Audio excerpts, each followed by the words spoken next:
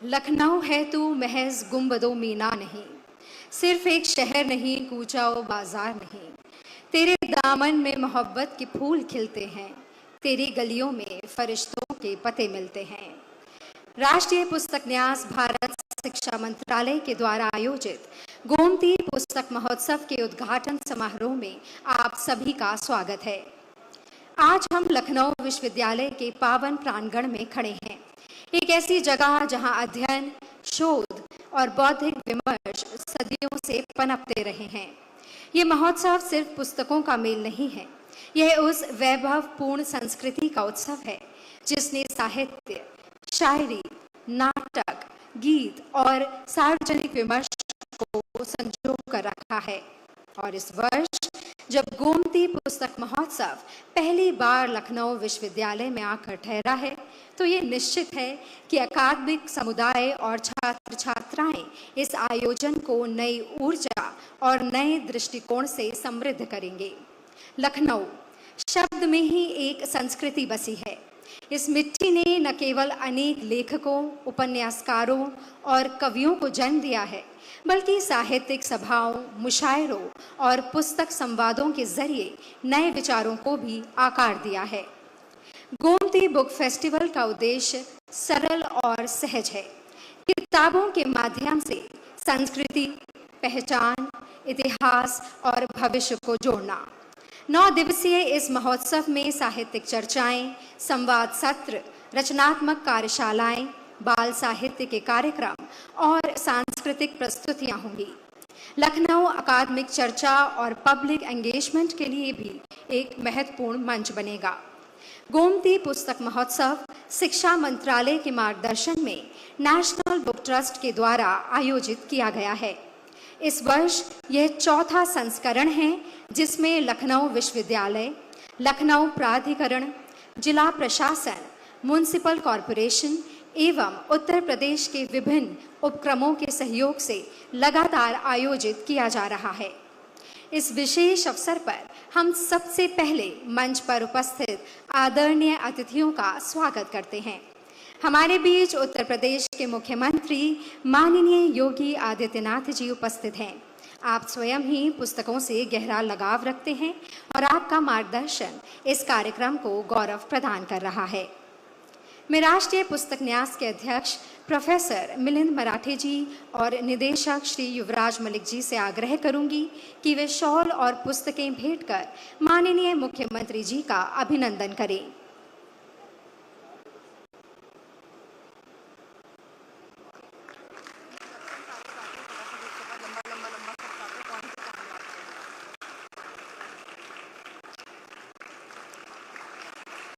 हमारे साथ विशिष्ट अतिथि के रूप में उच्च शिक्षा मंत्री उत्तर प्रदेश माननीय श्री योगेंद्र उपाध्याय जी हमारे साथ उपस्थित हैं।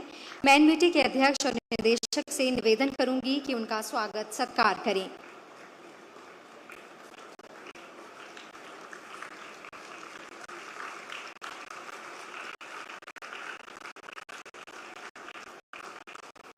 फिल्म निर्देशक, इतिहासकार, लेखक और प्रख्यात अभिनेता जिन्हें चाणक्य के नाम से हम सब बखूबी जानते हैं, आप पद्मश्री से सम्मानित हैं डॉक्टर चंद्र प्रकाश द्विवेदी जी भी मंच पर हमारे साथ हैं।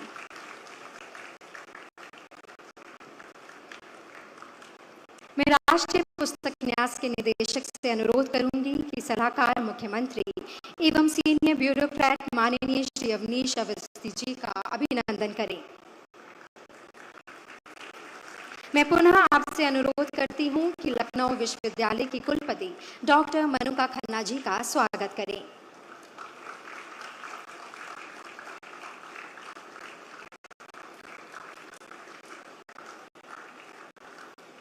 कार्यक्रम को आगे बढ़ाते हुए मैं स्वागत भाषण के लिए राष्ट्रीय पुस्तक न्यास के अध्यक्ष प्रोफेसर मिलिंद सुधाकर मराठे जी से अनुरोध करती हूं।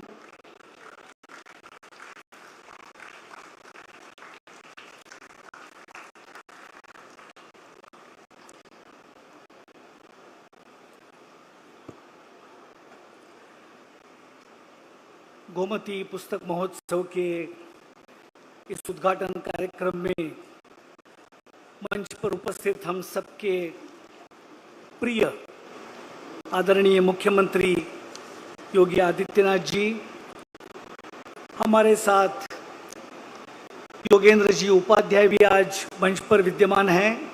आप इस प्रदेश के सम्माननीय शिक्षा मंत्री हैं। मंच पर हमारे साथ उपस्थित है आदरणीय चंद्र प्रकाश द्विवेदी जी। चाणक्य के नाम से हम सबने उनको देखा है, सुना है, पढ़ा है। उसके बाद हमारे माननीय अवनीश जी, जो पूरे इस प्रांत के विकास के लिए मार्गदर्शन करते हैं। जिस स्थान पर यह कार्यक्रम हो रहा है, लखनऊ विश्वविद्यालय की आदरणीय वाइस चांसलर खन्ना मैडम और राष्ट्रीय पुस्तक न्यास के हमारे डायरेक्टर युवराज मलिक, एक दृष्टि से ये राष्ट्रीय पुस्तक न्यास द्वारा आयोजित गोमती पुस्तक महोत्सव का चौथा संस्मरण आज यहाँ पर उसका उद्घाटन होने जा रहा है।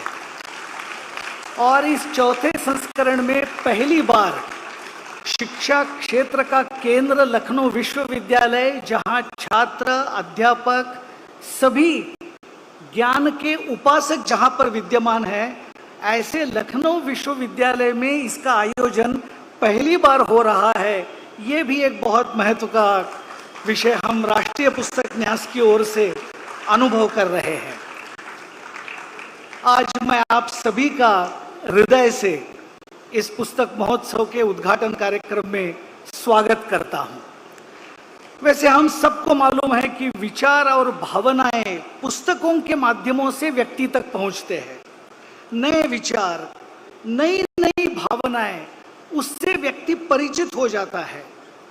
वो पुस्तकों के माध्यम से परिचित हो जाता है। वाचन के ही माध्यम से हजारों व्यक्तियों का जीवन अपरोक्ष रूप से क्यों न हो, हम समझ सकते हैं।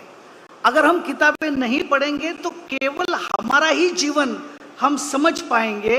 तो ये भी एक पुस्तक पढ़ने की बहुत आवश्यकता है। इसके कारण भी इस पुस्तक महोत्सव का बड़ा महत्व है।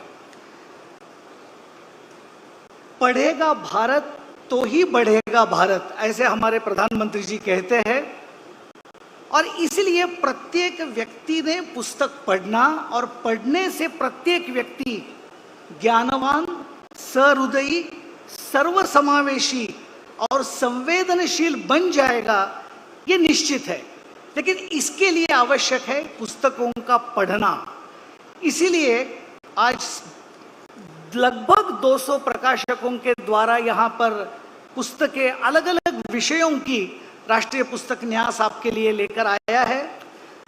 आप पुस्तक देखिए, आने वाले 9 दिन यहाँ पर समय बिताइए और वाचन संस्कृति को आगे बढ़ाने के लिए प्रयास करिए। अंत में मैं 2 ही बातें कहकर मेरे वाणी को विराम दूंगा। वाचन संस्कृति अगर बढ़ाना है तो प्रत्येक परिवार ने प्रतिदिन 15 मिनट, क्या हमारे परिवार में हम सभी लोग सामूहिक वाचन कर सकते हैं? क्या ये हम शुरू कर सकते हैं क्या? अलग अलग संस्थाएं, विश्वविद्यालय, महाविद्यालय है, वो अपने अपने कैंपस में सप्ताह में एक बार मास साइलेंट रीडिंग के प्रोग्राम कर सकते हैं क्या? इतना सुंदर परिसर है, 500 विद्यार्थी, 1000 विद्यार्थी 1.5 घंटे के लिए पढ़ने के लिए यहाँ आएंगे तो रुचि बढ़ती जाएगी और डिजिटल मोबाइल डिवाइस की जांच से हम छूट जाएंगे। ये भी करने की आज आवश्यकता है। कई बार हम एक दूसरे को मिलते हैं तो पहला प्रश्न पूछते, क्यों भाई, कैसे हो?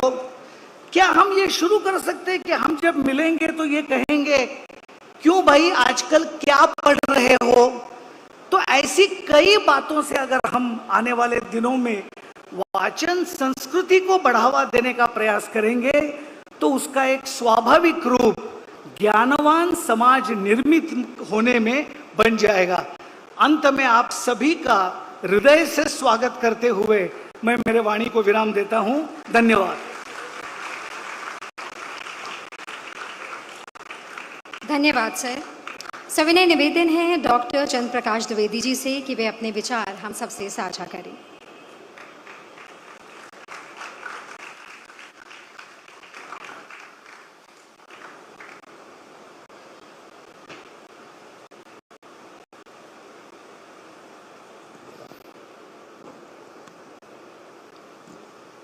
हम सबके प्रिय आदरणीय मुख्यमंत्री श्री योगी आदित्यनाथ जी महाराज,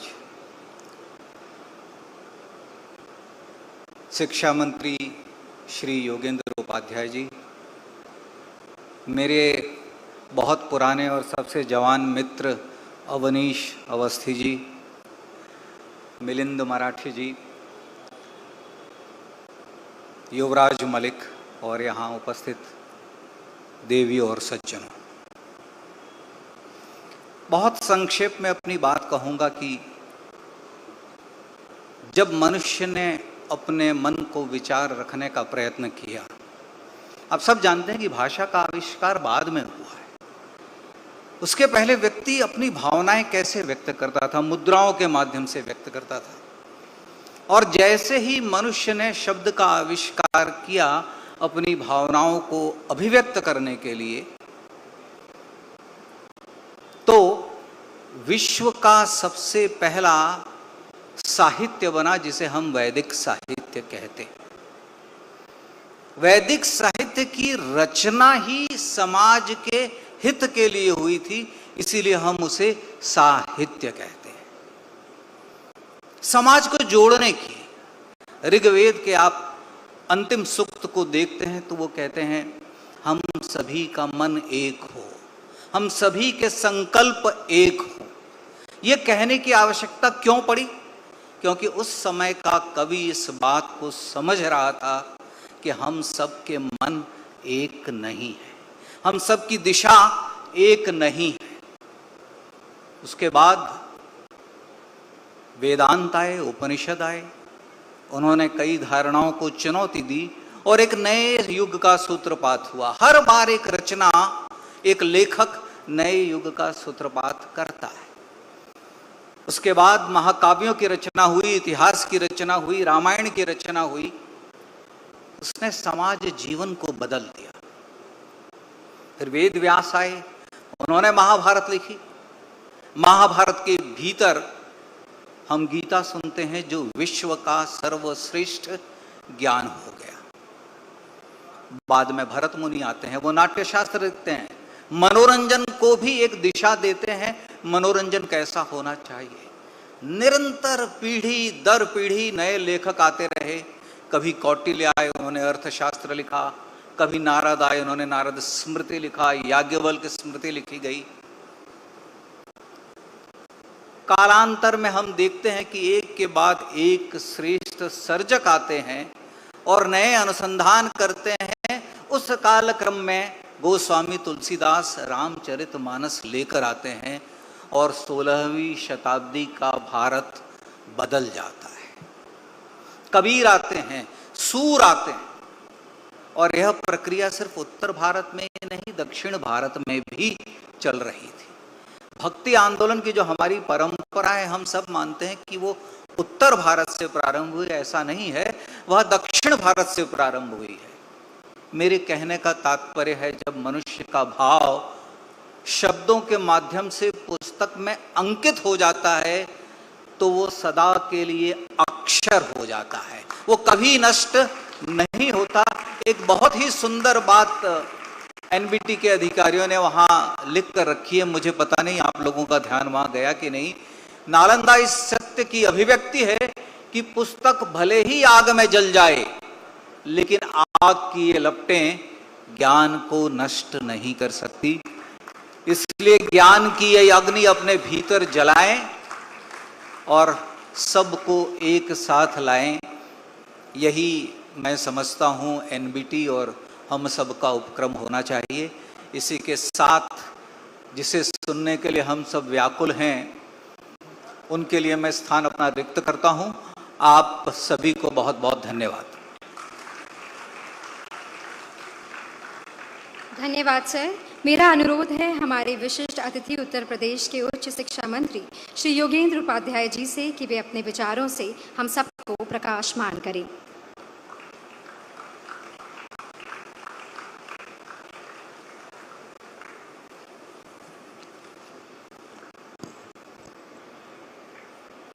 मंच पर आसीन इस प्रदेश के ही नहीं पूरे देश में विदेशों में अपनी हनक और अपनी धमक बनाने वाले हमारे मुखिया माननीय योगी आदित्यनाथ जी,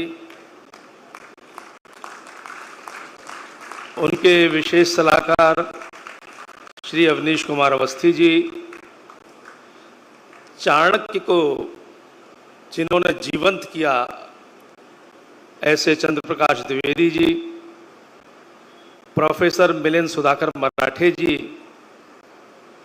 जो कि विद्यार्थी परिषद में राष्ट्रीय अध्यक्ष भी रहे, हम सबके नेता रहे, प्रोफेसर मनुका खन्ना जी कुलपति लखनऊ विश्वविद्यालय और श्री युवराज मलिक डायरेक्टर NBT इंडिया। मित्रों, समय मुझे निश्चित दिया गया है और लिखा हुआ भाषण भी दिया है, इसलिए पहली बार मैं अपना लिखित भाषण पढ़ूंगा, निश्चित समय में पूरा कर लूं, लेकिन फिर भी अपने मन की बात कहूंगा कि विधायक बनने से पहले मैं भी लिखा करता था। अमर उजाला, कॉम्पैक्ट इंडिया और आगरा में एक छपता था DLA, उसमें स्तंभकार था। विधायक बनने के बाद और मंत्री बनने के बाद मैंने महसूस किया कि एक लेखक धीरे धीरे बढ़ता चला गया, लेकिन अनुभूति से अभिव्यक्ति तक का सफर बहुत मनोरम होता है और वो अनुभूति से अभिव्यक्ति पुस्तक के रूप में हम सब लोगों के सामने आती है। मैं अभी अवस्थी साहब से भी जिक्र कर रहा था, इन्होंने, इनकी श्रीमती जी ने मुझे एक पुस्तक भेंट की थी, चंदन के दरवाजे, चंदन के किवाड़। मुझे लगा कि पूर्वी उत्तर प्रदेश के बारे में जो उन्होंने अपनी अनुभूति की अभिव्यक्ति की है, शायद मैं पढ़ता नहीं तो महसूस नहीं होता, और पढ़ भी उसको लगातार इसलिए लिया कि जब मेरे चोट थी तो पढ़ा क्या करता, पढ़ता ही रहा। आप लोगों ने मुझको यहाँ बुलाया, इसके लिए बहुत आभार। पुस्तकें सिर्फ ज्ञान स्रोत नहीं बल्कि संस्कारों, विचारों की, संस्कृति की वाहक भी होती हैं।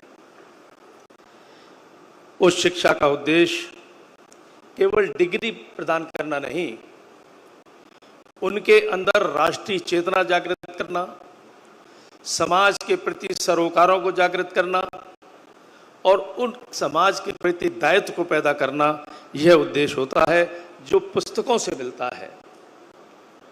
नई राष्ट्रीय शिक्षा नीति में मातृभाषा में शिक्षा, समावेशी पठन सामग्री और स्थानीय साहित्य को बढ़ावा देने पर बल दिया गया है। युवा वर्ग को डिजिटल माध्यम के साथ मुद्रित पुस्तकों की ओर प्रेरित करना भी आज की आवश्यकता है। इस प्रकार के मेले विद्यार्थियों के लिए प्रेरणा स्रोत बनते हैं, उन्हें लेखन, पठन, विचार विमर्श की ओर आकर्षित करते हैं, और मात्र विद्यार्थियों के लिए नहीं, पुस्तकें जहां अच्छी मित्र हैं, अच्छे ज्ञानवर्धक होती हैं, वहीं अच्छा संरक्षक भी बनती हैं, हमको दिशा भी देती है, मार्गदर्शन भी कराती हैं। गोमती पुस्तक महोत्सव स्थानीय भाषाओं, लेखकों और पारंपरिक ज्ञान को मंच देने का सशक्त माध्यम है। अवधि की बात सत्र उसी स्थानीयता की बनाई वानगी प्रस्तुत करता है। श्री अमित तिवारी जी, श्री अरुण देव जी, श्रीमती शीला रोहेकर जी, डॉक्टर रजनी गुप्त जी, डॉक्टर स्वाति चौधरी जी, शिव मूर्ति जी, शैलेंद्र सागर जी, कुमकुम शर्मा जी, पल्लवी विनोद जी, डॉक्टर हरिओम, डॉक्टर सुधाकर जी, अदीप जी, अजय शंकर पांडे जी जैसे स्थानीय वक्ता इस महोत्सव को गौरव प्रदान करते हैं। बच्चों के लिए आयोजित कहानी का वचन सत्र, लेखन और चित्रण कार्यशालाएं उनकी रचनात्मक प्रतिभा को नया आयाम देंगी। इसके साथ आथर्स कॉर्नर के अंतर्गत लेखकगंज में लेखकों से बातचीत, रचनात्मक लेखन कार्यशाला में रचनात्मकता को विकास का अवसर प्राप्त होगा। रंगमंच से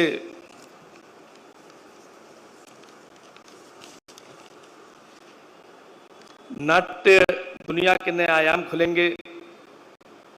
9 दिनों के इन अनेक सत्रों की ये सभी रचनात्मक गतिविधियां विद्यार्थियों, पाठकों, श्रोताओं, दर्शकों, कला प्रेमियों को उत्सव मनाने का अवसर देंगी।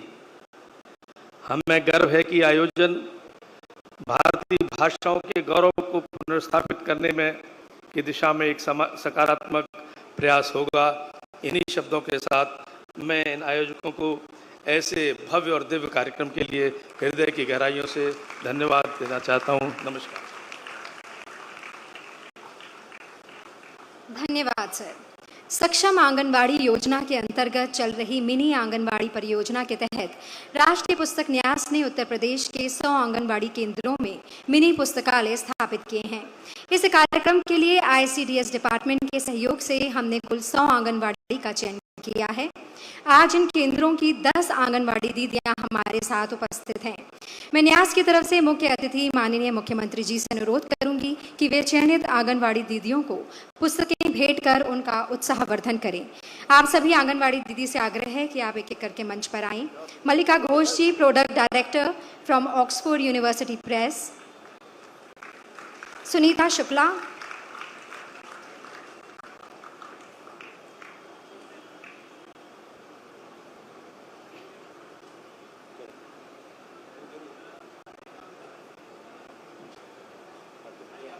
सुनीता शुक्ला, दीपमाला, कुसुम,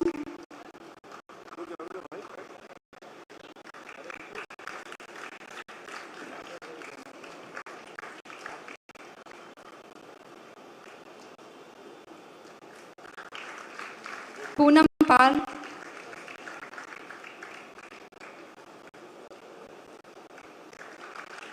विनीता पाठक,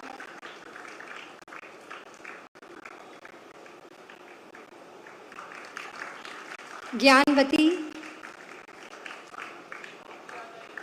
तारावती, प्रिंस सिंह।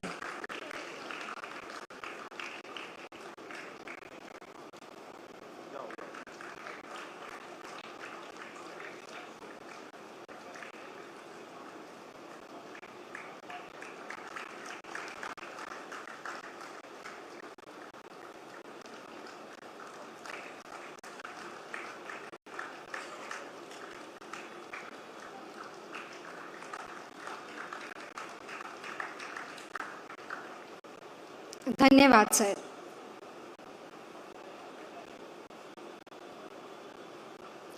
मेरा विनम्र निवेदन है मुख्य अतिथि उत्तर प्रदेश के माननीय मुख्यमंत्री जी से कि वे अपने विचारों से हमारा मार्गदर्शन करें।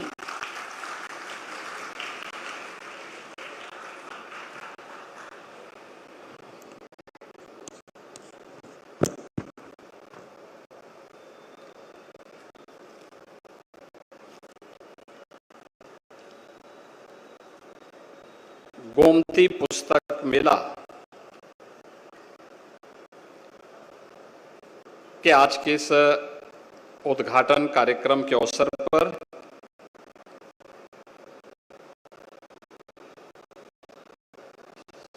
समारोह में उपस्थित उत्तर प्रदेश सरकार में मंत्रिमंडल के मेरे सहयोगी, उच्च शिक्षा के मंत्री श्री योगेंद्र उपाध्याय जी, प्रदेश सरकार के advisor retired IAS Shri Awanish Awasthi जी,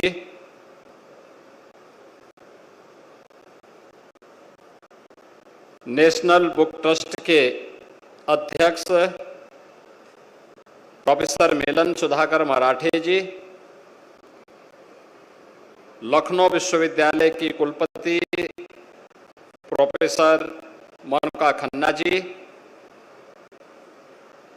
सुप्रसिद्ध लेखक, फिल्म निर्माता और इतिहासकार डॉक्टर चंद्र प्रकाश द्विवेदी जी और एनबीटी के डायरेक्टर श्री युवराज मलिक जी, आज के इस गोमती पुस्तक मेला के शुभारंभ कार्यक्रम में उपस्थित लखनऊ के हमारे सभी साहित्य प्रेमी,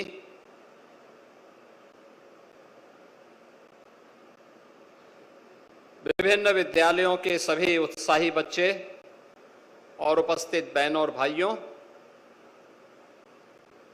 मैं सबसे पहले नेशनल बुक ट्रस्ट, लखनऊ विश्वविद्यालय और उन सभी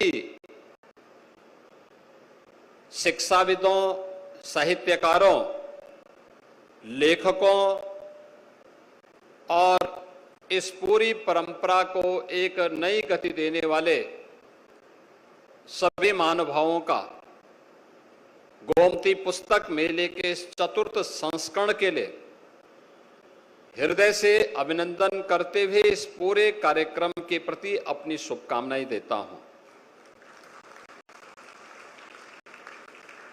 अगले 9 दिनों तक हमें लखनऊ विश्वविद्यालय में पुस्तक मेला और इस पुस्तक मेले में आने वाले पुस्तक प्रेमियों के महाकुंभ को देखने का अवसर प्राप्त होगा। और मैं तो चाहता हूं कि इस अवसर पर लखनऊ विश्वविद्यालय में जो छात्र हैं, 20,000 छात्र हैं, 20,000 छात्र में हर छात्र कम से कम एक पुस्तक तो जरूर यहां से खरीद करके लेके जाए, कैसे भी पुस्तक हो। याद रखना, भारतीय मनीषा की जो अवधारणा है ज्ञान की, वो बहुत विराट है।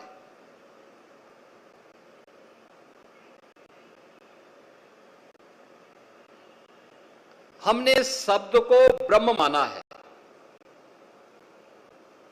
भारतीय मनीषा ने शब्द को ब्रह्म माना है और ब्रह्म ही सत्य है, यह भी हमने माना है। और इसीलिए यह भारतीय ऋषि कहता है कि विचार कभी मरते नहीं, ब्रह्म से उत्पन्न विचार कभी सचमुच समाप्त नहीं हो सकते। हमारा सबसे सही साथी कोई है तो वह है अच्छी पुस्तकें। और जो बोला गया है यहां पर अभी, नेशनल बुक ट्रस्ट के अध्यक्ष प्रोफेसर मराठे जी ने जो बातें यहां पर कही कि हमें सामूहिक रूप से पढ़ने की आदत डालनी चाहिए। और मैं तो आज के युवाओं से कहूंगा कि 5 घंटे 6 घंटे स्मार्टफोन पर देने की बजाय केवल 1 घंटा रचनात्मक पुस्तक पढ़ लेंगे तो जीवन का कल्याण हो जाएगा।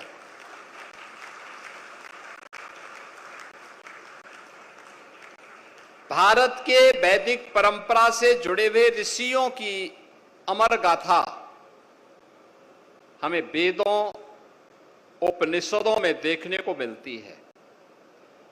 ऐसे ही एक ऋषि हुए ब्रह्मवेता ऋषि याज्ञवल्क्य। उनके बारे में कहा जाता है कि वह वैदेह जनक राज की सभा के रत्नों में से एक थे और ब्रह्म पर उनके विचारों से राजा जनक भी अभिभूत होते थे, उनके साथ आत्म साक्षात्कार करते थे। उन्होंने आत्मज्ञान से संबंधित अपने उस महत्वपूर्ण ज्ञान से समाज को लाभान्वित किया। लेकिन एक समय ऐसा आया जब उनको लगा कि अब मुझे अपने आप को ब्रह्म चिंतन में ही पूरी तरह समर्पित कर देना चाहिए। कहते हैं याज्ञवल्क्य ऋषि की दो पत्नियां थी। एक का नाम था कात्यायनी, एक का नाम था मैत्री। ये दोनों अपने समय की ब्रह्मवादिनी थी। मैत्री और गार्गी का नाम तो कौन ऐसा भारतीय होगा जिसने न सुना हो। हर भारतीय के मन में उनके प्रति आदर का भाव होता है। जब भी हम आत्म तत्व की बात करते हैं तो गार्गी और मैत्री की चर्चा जरूर होती है। कहते हैं कि उन्होंने कहा कि वे मेरे पास जो भी संपत्ति है मैं अपनी दोनों पत्नियों को दे करके और पूरी तरीके से अब इससे मुक्त होकर के ब्रह्म चिंतन के लिए अपने आप को समर्पित कर रहा हूं। उन्होंने अपनी पूरी संपत्ति को दो भागों में विभाजित किया। कात्यायनी को दिया, वो खुश हो गई। मैत्रेय को दिया तो उसने ऋषि से प्रश्न किया। उसने कहा कि ऐसा क्या है कि आप ये संपत्ति हमें समर्पित करके और कौन सा ऐसा तत्व है उसको ढूंढने के लिए जा रहे हैं। तो ऋषि ने उसको समझाया कि संपत्ति मैं इसलिए दे रहा हूं तुम्हें कहीं मांगना ना पड़े, कुछ ना करना पड़े, तुम आराम से अपना आगे का जीवन गुजर बसर कर सको, इसलिए इसको लेकर। उसने कहा नहीं, बहुत अच्छा उनका वो आता है। मैत्रेय कहती है ये नाहम ना नृता श्याम किमहम तेन कुर्याम, यानी जिस वस्तु से मैं अमर न हो सकूं उसे लेकर के मैं क्या करूं। यानी जिस वस्तु से मैं अमर न हो सकूं उसको लेकर के मैं क्या करूं। इसका मतलब ये जो धन धान्य आप मुझे दे रहे हैं इसके मालिक तो आप हैं, आप मुझे दे रहे हैं, इसका मतलब आप इस मानते हैं कि ये शाश्वत नहीं है, ये नश्वर है, तो फिर ये मुझे क्यों सौंप रहे हैं। मैं भी उस शाश्वत तत्व को प्राप्त करने के लिए आपके साथ ही चलूंगी। और वह शाश्वत चिंतन कोई दे सकता है, हमारी पुस्तकें दे सकती हैं, पुस्तकें दे सकती हैं। और इसीलिए प्रधानमंत्री जी ने कहा था कि when citizen reads the country leads, यानी जब लोग पढ़ते हैं तो राष्ट्र आगे बढ़ता है। पढ़ना और आगे बढ़ना यह भारत की परंपरा का हिस्सा रहा है। याद रखना, भारत ने दुनिया को विश्वविद्यालयों की एक श्रृंखला दी थी। तक्षशिला विश्वविद्यालय आज के पाकिस्तान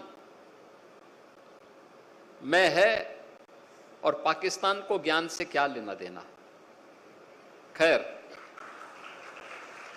आक्रांताओं ने इसे नष्ट भी कर दिया था। तक्षशिला विश्वविद्यालय, तक्ष कौन थे? ये भगवान राम के छोटे यानी जो उनके अनुज थे भरत, उनके पुत्र का नाम था तक्ष। उनके नाम पर दुनिया के पहले विश्वविद्यालय का नाम पड़ा था तक्षशिला विश्वविद्यालय। तक्षशिला विश्वविद्यालय अपने समय का दुनिया का पहला विश्वविद्यालय, जिसमें विज्ञान की, गणित की, साहित्य की और खगोल की, ज्योतिष की, हर एक क्षेत्र की के विद्वान उसमें भरे पड़े थे। ये सभी विद्वान उसमें पैदा हुए थे। सुश्रुत वहां पैदा हुए, सुश्रुत वहीं से आयुर्वेद में सर्जरी कैसे होती है यह सुश्रुत ने दुनिया को दिया।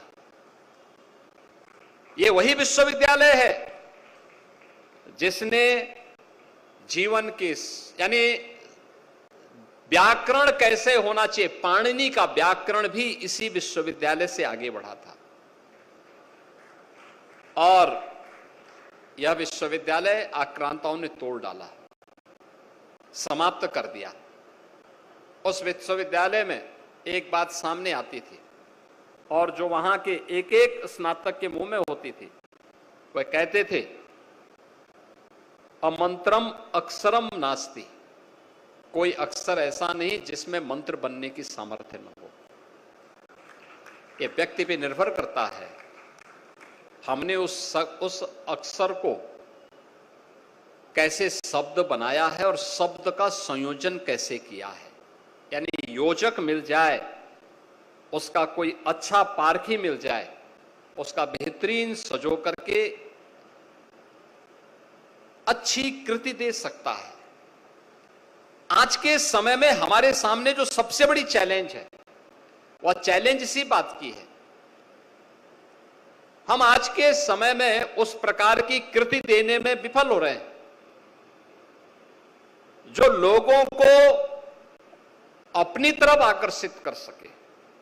इस पर लेखन, इस पर आत्ममंथन, इस पर चिंतन की प्रक्रिया को फिर से आगे बढ़ाना पड़ेगा, मजबूती से आगे बढ़ाना पड़ेगा। हमारे शिक्षण केंद्रों को, हमारे धार्मिक केंद्रों को इसका आधार बनना पड़ेगा। उसके लिए अपने आप को तैयार करना पड़ेगा। और मैं इस बात को कह सकता हूं, अच्छी पुस्तक हमेशा योग्य मार्गदर्शक के रूप में सदैव आपका पथ प्रदर्शक बनकर के आपके जीवन को आगे बढ़ाने में ही सहायक होगी। मौलिक कृति पर हमारा विचार होना चाहिए, चिंतन होना चाहिए, और उस मौलिक कृति के लिए हमारा जो भी प्रयास होगा वह हमें यशस्वी बनाएगा। हम महर्षि वाल्मीकि का स्मरण क्यों करते हैं? क्योंकि महर्षि वाल्मीकि ने एक मौलिक कृति रामायण महाकाव्य के रूप में हम सबको दे दिया। वैदिक संस्कृत ये व्याकरण निष्ठ था, थोड़ा आम जन की भाषा से अलग होकर के कठिन संस्कृत भाषा का उसमें इस्तेमाल था। लेकिन लोक भाषा में, लौकिक भाषा में व्याकरण को उस लौकिक भाषा में उन्होंने अपना महाकाव्य रामायण का रचा। महर्षि वाल्मीकि ने इतना उपयोगी हो गया, दुनिया के अंदर जितने भी भगवान राम पर साहित्य रचा गया उसकी आधारशिला कोई बनी तो महर्षि वाल्मीकि का रामायण बन गया, आदि महाकाव्य रामायण बन गया। तुलसीदास जी क्यों हमेशा के लिए अजरअमर हो गए? क्योंकि उन्होंने लौकिक भाषा, हमारी लौकिक भाषा अवधि थी, अवधि में उन्होंने रामचरितमानस रच करके लोगों को के अंदर उनके सुख में, उनके दुख में, उनके हर पक्ष में राम के चरित्र को उनके अंतर मन में इस रूप में कर दिया। आप देखते होंगे इस पितृपक्ष के साथ ही प्रारंभ हो चुके रामलीलाओं का आयोजन अगले 2-3 महीनों तक गांव गांव में आयोजन होंगे। गांव के कलाकार इसके साथ जुड़ेंगे। सामाजिक सौहार्द का और राष्ट्रीय एकात्मता का इससे अच्छा उदाहरण और दूसरा क्या हो सकता है? ये मौलिक कृति की देन होती है। ऐसे ही मौलिक कृति जब भी कोई रचता है, लिखता है, तो न केवल कृति अमर होती है बल्कि उसके रचयिता को भी अमर कर देती है, उसको भी अमर कर देती है। और उस मौलिक कृति को हम अच्छी पुस्तकों के ही सानिध्य में आगे बढ़ा सकते हैं। मैं नेशनल बुक ट्रस्ट को इस बात के लिए धन्यवाद दूंगा कि इन्होंने गोमती पुस्तक मेले के इस कार्यक्रम को आदरणीय प्रधानमंत्री जी की प्रेरणा से एक निरंतरता प्रदान की है, लगातार आगे बढ़ा रहे हैं। अभी लखनऊ में है और फिर नवंबर में गोरखपुर में ये लोग आ रहे हैं। गोरखपुर में भी 9 दिनों तक ये कार्यक्रम चलेगा। मैंने ही उनसे आग्रह किया था गोरखपुर में आने के लिए कि वहां पर भी करिए। और मैं फिर कहूंगा इन बच्चों से स्मार्टफोन टेक्नोलॉजी एक हद तक हमारे लिए सहायक हो सकती है, लेकिन सब कुछ वो नहीं है। उस पर कम समय दीजिए, 1 घंटा पर्याप्त है। अगर आप डिजिटल लाइब्रेरी के साथ जुड़ रहे हैं, किसी डिजिटल क्लास के साथ आपको जुड़ना है, वर्चुअल क्लास के साथ जुड़ना है, तो आप उसका इस्तेमाल आधा घंटा 1 घंटा कर लीजिए। बाकी आपके 4 घंटे 5 घंटे बचते हैं, उन घंटों में से 1 घंटा अच्छी पुस्तक को, अपने पाठ्यक्रम से इतर किसी अच्छी पुस्तक को अगर आप देखेंगे आपके सर्वांगीण विकास का मार्ग प्रशस्त होगा।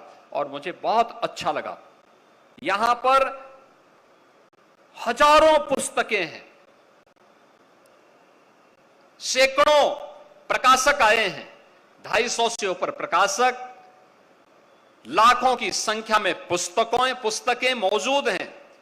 अगर लखनऊ का हर संस्थान के बच्चे यहां आ जाएं, एक बार देखें, एक एक पुस्तक भी यहां से खरीद करके लेके जाएंगे, तो वह कल्याण ही करेगी, अकल्याण नहीं करेगी। दूसरा, हमने यहां पे बच्चों को कुछ पुस्तकें दी हैं। मुझे अच्छा लगा, अभी जब मैं देख रहा था, जब मैं से यहां पर जैसे प्रवेश किया, मैंने पहले सबसे पहले बच्चों को पुस्तकें दी, एग्जाम वॉरियर्स। आदरणीय प्रधानमंत्री जी ने वो पुस्तक स्वयं लिखी और इतनी व्यवहारिक है कि बच्चे अगर उस पुस्तक के एक एक बिंदु को, जो भी टॉकिंग पॉइंट उसमें है, उसका मनन कर ले, उसको अपने अंतःकरण में उतार ले, तो किसी भी प्रकार की प्रतियोगी परीक्षाओं की हिचक और उसकी स्वयं की परीक्षाओं की पूरी हिचक उसके मन से दूर हो जाएगी और वह सफलता की नई राह चढ़ता हुआ दिखाई देगा। ये केवल विचार नहीं है, इस विचार को व्यवहार में उतारने का भी कार्य हमें करना होगा। कोई चुनौती आपके सामने चुनौती नहीं बनेगी। छात्रों के लिए अत्यंत उपयोगी पुस्तक, और मुझे प्रसन्नता है जब मैं यहां पर आया, आंगनबाड़ी कार्यकर्तियों को भी जीवन की सफलता के लिए एग्जाम वॉरियर के साथ और अन्य ऐसी पुस्तकों को यहां पर वितरण करने का मुझे सौभाग्य प्राप्त हुआ। और यह महत्वपूर्ण इसलिए है क्योंकि इस कार्यक्रम के ठीक पहले मैंने उत्तर प्रदेश के 10-12 विभागों को मिलाकर के आज से हमने मिशन शक्ति का एक कार्यक्रम प्रारंभ किया है। मिशन शक्ति में नारी सुरक्षा, नारी सम्मान और नारी स्वावलंबन की थीम के साथ हम इस कार्यक्रम के 5वें चरण को आगे बढ़ा रहे हैं। और कितना अच्छा संजोग है कि गोमती पुस्तक मेले का यह 4th संस्करण है और मिशन शक्ति का 5वें संस्करण का भी मैं थोड़ी देर पहले लॉन्च करके आया हूं। तो दोनों मिलकर के आगे बढ़ेंगे। तो प्रधानमंत्री जी ने सेवा पखवाड़ा के अवसर पर हम सबको एक नारा दिया कि स्वस्थ नारी सशक्त समाज, यानी नारी स्वस्थ होगी तो समाज स्वयं सशक्त हो जाएगा। समाज सशक्त होगा तो राष्ट्र समर्थ होगा और समर्थ राष्ट्र ही आत्मनिर्भर और विकसित हो सकता है। विकसित भारत के लिए इस प्रक्रिया के साथ हम सबको जोड़ना पड़ेगा। मैं एक बार फिर से इस पुस्तक मेले के लिए नेशनल बुक ट्रस्ट और उनके सभी सहयोगियों को हृदय से बधाई देता हूं और विश्वास करता हूं कि आपका यह प्रयास समाज को एक नई गति देने में निर्णायक भूमिका का निर्वहन करेगा। आप सबके प्रति मेरी मंगलमय शुभकामनाएं हैं। धन्यवाद। जय हिंद। बहुत बहुत धन्यवाद सर।